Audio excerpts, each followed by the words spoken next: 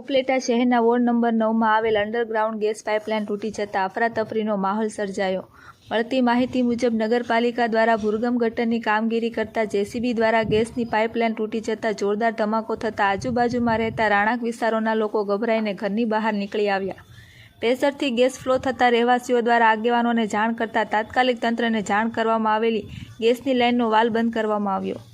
મળતી માહિતી મુજબ મરકઝ પબ્લિક સ્કૂલની કિડ્સ ઝોન સ્કૂલની વચ્ચે ગેસ કનેક્શન પાઇપલાઇન તૂટી જતાં 15 મિનિટ સુધી ગેસની પાઇપલાઇનમાંથી ગેસ ફ્લો થયો.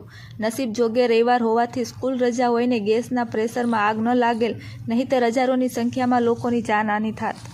સંજોગ સમયે કોઈ જાનહાનિ થયેલ નથી. નગરપાલિકાની ઘોર બેદરકારીના કારણે મોટું અકસ્માત થતાં ટળ્યો અને રહેવાસીઓ દ્વારા હાલમાં ભૂરગમ ગટરની કામગીરી રોકી દેવામાં આવેલ છે.